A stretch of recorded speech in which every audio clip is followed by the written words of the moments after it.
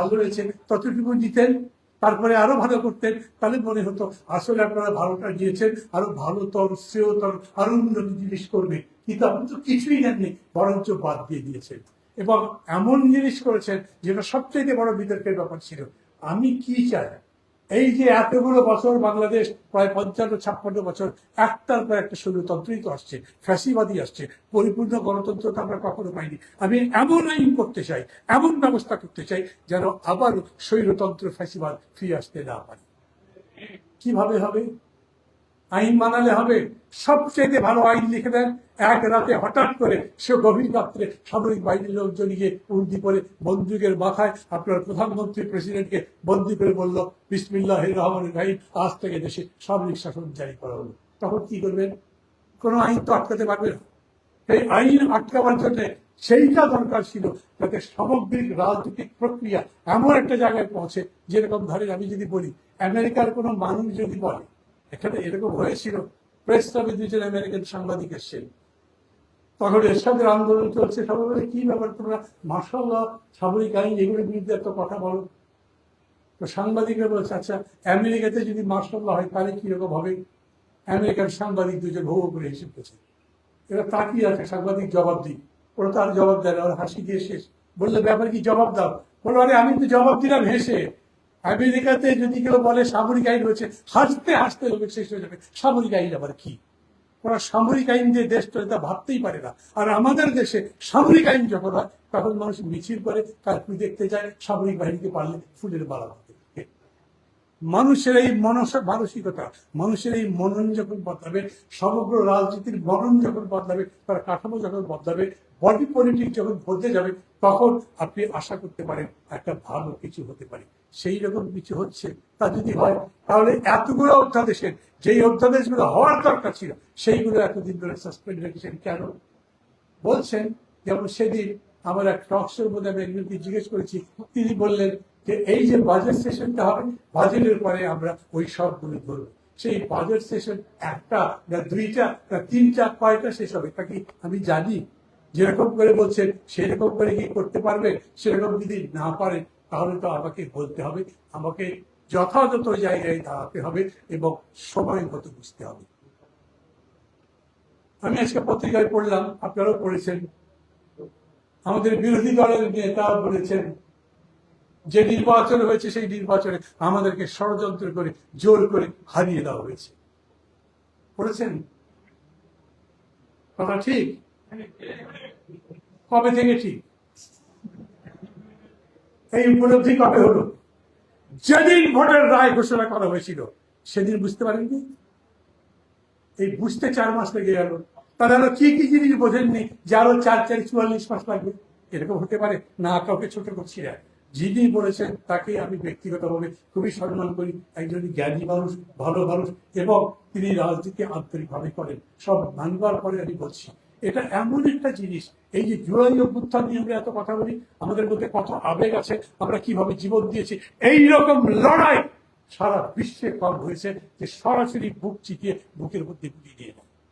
দেখান এই উপমহাদেশের মধ্যে, দেখান পৃথিবীর মধ্যে কটা দেখাতে পারবে সেই কাজ করে আমরা দেখিয়েছি। যেটা যে বলে না সমাজ বাংলাদেশ পৃথিবী অবাক থাকি নয়, জোরে পুরি বলে সরকার তবু মাথার অবাক নয়। আমরা মাথা নত করি নাই।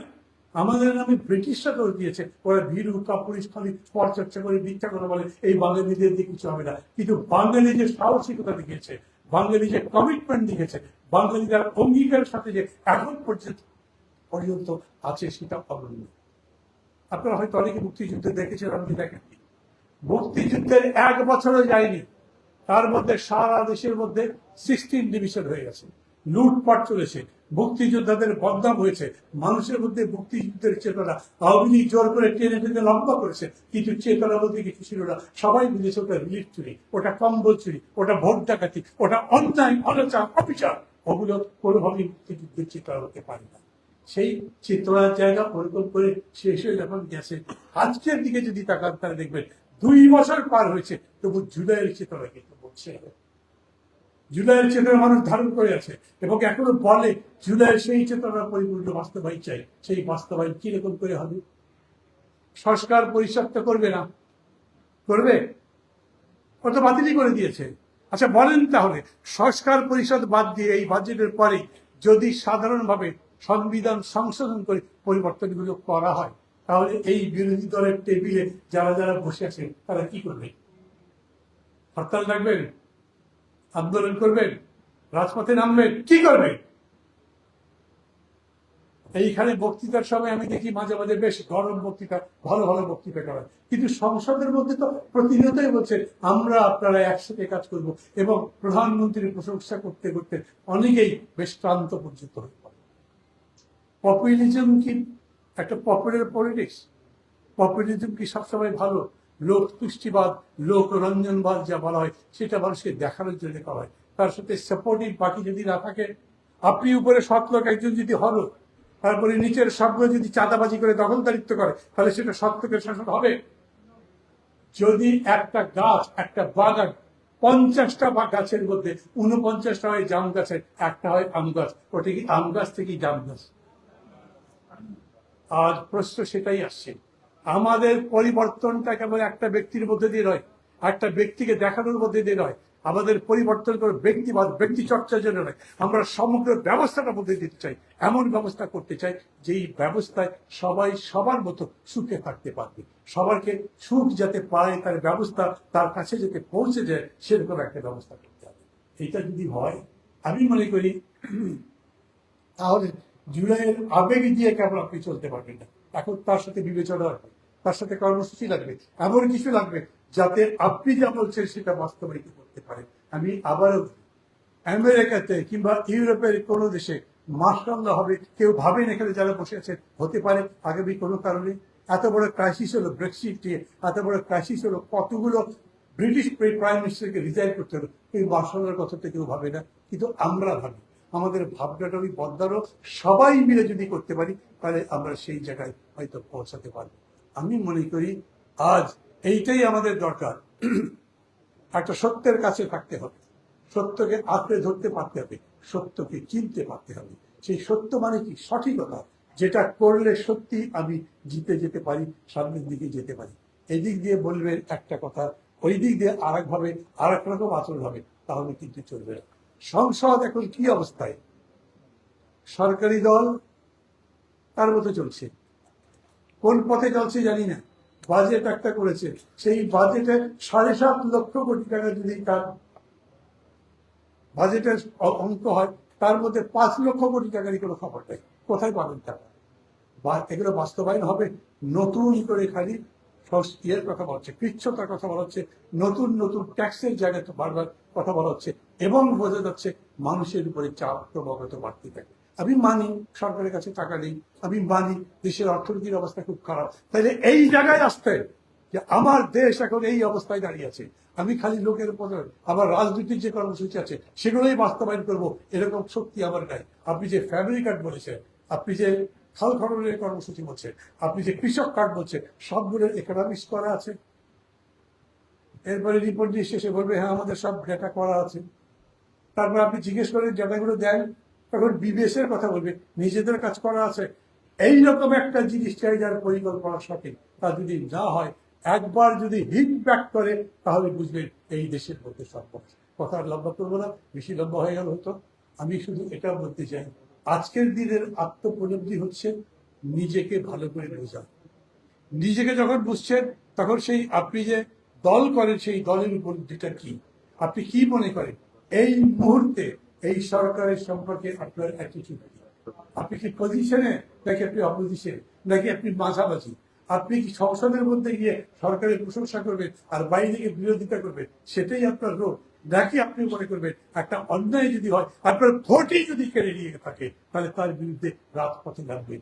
নামলে কবে, কিভাবে, সবই আস্তে আস্তে ভাবতে হবে। আমি মানি যারা অপোজিশনে আছেন তারা সবাই ঋদ্ধ, প্রাজ্ঞ, বিজ্ঞ, এদের অভিজ্ঞতা খুব কম নয়।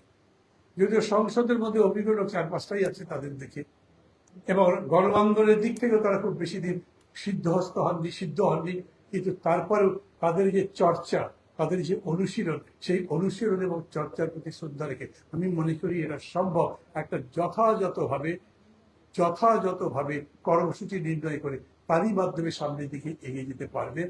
সেটাই আপনাদের যথার্থ উপলব্ধি হবে।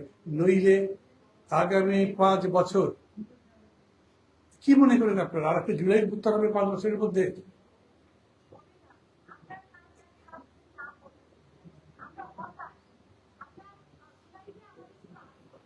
এটাই সবচেয়ে খারাপ কথা বলেছেন যে আপনারা হতাশ। হতাশ কেন হবে? আপনি হতাশার মধ্যে আসার চাষ করবেন, সেটার নাম রাজনীতি। রাজনীতি কখনো প্রতিকূল অবস্থার মধ্যে নাও পাওয়া নয়। রাজনীতি সবসময় প্রতিকূল অবস্থাকে অনুকূল করবার জন্য লড়াই করা। সেই লড়াইটাই করবেন। না আপনাকে দাঁড়াতে হবে না, বসে আমি জানি না কেন দাঁড়িয়েছেন। না আমার কথার মধ্যে বললে ইয়ে হবে না, পরে আপনি যদি সুযোগ কথাটি বলবেন, কারণ এখানে তো ওই সিস্টেমটা আছে বলে আমি জানি না। আমি বলছি সবচাইতে খারাপ পরিস্থিতিতেই তো আমরা লড়াই করেছি। আমরা জিতেছি কখন? যখন সবাই বলছিল শেখ হাসিনা বাপরে শেখের বেটি, একে কেউ নড়াতে পারবে না, তাকে নড়িয়েছি আমরা। পাকিস্তান আর্মি কত শক্তিশালী, ওকে কেউ কিছু করতে পারবে না, তাদের পরাজিত করেছি আমরা। তার মানে সমস্ত প্রতিকূল পরিস্থিতির বিরুদ্ধে লড়াই করে জেতার যে ইতিহাস বাঙালিদের মতো অন্য সবার দায়ী। তো আমি তো তাই করতে চাই। আজকেও যে পরিস্থিতি যদি প্রতিকূল যায়, তার পক্ষে তার বিপক্ষে যখন যেখানে দাঁড়ানো দরকার দাঁড়িয়ে সেই লড়াইটা আমাদের করতে হবে। আজকের উপলব্ধিটা এরকমই হবে, এই প্রত্যাশায় আমি আমার কথা বলা শেষ করছি। ভালো